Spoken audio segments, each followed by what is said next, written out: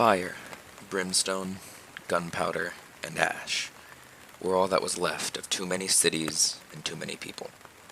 1960s America was a volatile point in American history, as social and political movements grew divisive on many fronts and often turned violent. By far one of the most polarizing political topics of this decade, that was so horrific it transcended being an issue just for America, but turned global, was the Vietnam War. This war, and its many intricacies, is the main setting for Tim O'Brien's The Things They Carried, a novel that, at first glance, is merely a compilation of war stories, but upon digging deeper into the thick, immersive, and horrifying jungle that is this novel, you realize that, in a sense, this book is about everything other than the war. I'm Brandon Helm, and this is Stormside.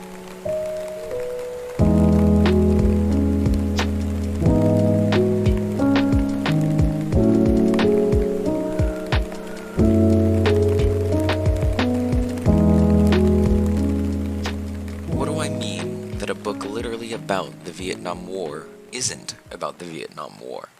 Well, to start, some background.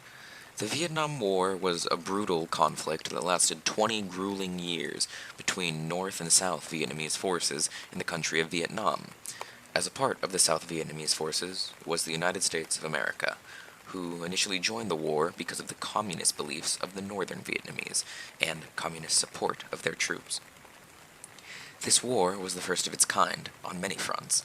Firstly, footage from the war was directly broadcast back to the United States. Camera crews were traveling with platoons of soldiers and recording everything through real firefights. This unheard-of media attention attracted a majority of the American people who saw the war as patriotic, the men fighting it as brave, and honestly, to sum up a key social point about how Americans felt with a simple word, they saw the war as cool. The shooting, the explosions, the chaos, they saw it as the highest form of patriotism. Of course, I am not describing the whole of the United States, but these feelings were strong enough to create a certain stigma around war at that time. A stigma O'Brien attempts to dismantle. O'Brien directly attacks the flashy, heroic depictions of the war in this novel and doesn't flatter any part of his stories. He is brutal, which is to say, he was simply honest as to the facts of the war. He spares no details as to the physical, psychological, and social burdens the war had on the young men who fought it. One great example of a key moment in the book that epitomizes this is the fact that the main character/narrator, who we find out later to be Tim himself, struggled when receiving his draft notice. Tim hated the war, saw it as nothing more than a stupid excuse for bloodshed, and thought he was too good for it. Then, as he sits in a boat about to swim across the border into Canada and escape everything, he sees something. He sees people. Ghosts. Visions of everyone that was pressuring him to go fight in a war he had no interest in dying in. He sees the president, his family, the soldiers who had already perished, and a seemingly infinite amount of others. Eventually, Tim breaks. He cries as he comes to terms with having to go to war, but he is still bitter that society had even devolved to the point where it sent 17-year-old boys like himself to go die overseas. Tim O'Brien would go on to explain the experiences of the character of himself in Vietnam. And as I mentioned previously, this story was anything but your typical war story. The novel starts with a chapter in which many lists are written out.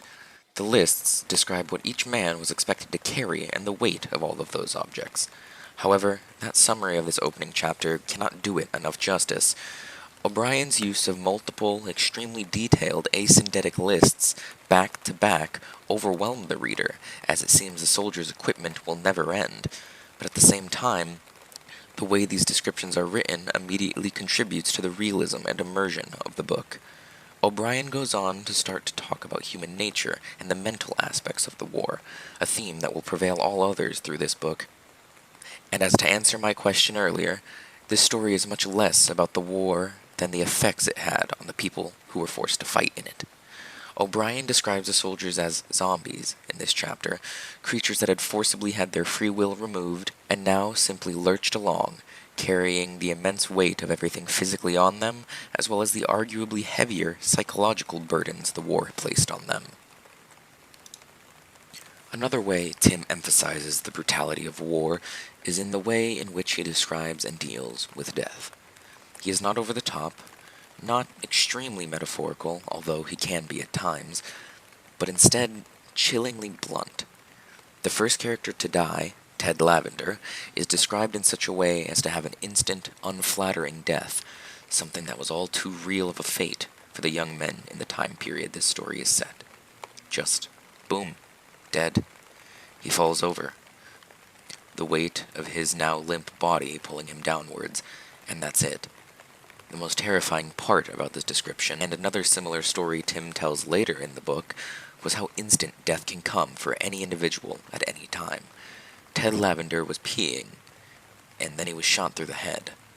Fell like a bag of rocks, and that's it. The other story I was in reference to was the death of a man named Kurt Lemon, who, while playing with a friend in the shade of a tree, trips on an explosive and has his innards strewn across the branches. Again, this death is instant and shocking. One moment, Kurt was laughing. Tim even describes the last moment he saw him alive, in which Kurt was smiling. And then, for no good reason, he seemingly evaporates and is reduced to nothing more than blood and guts atop a tree. These two scenes are nothing short of brutal, and the shock they evoke in the reader is but a fraction of the genuine terror felt by the men who experienced stories such as these firsthand.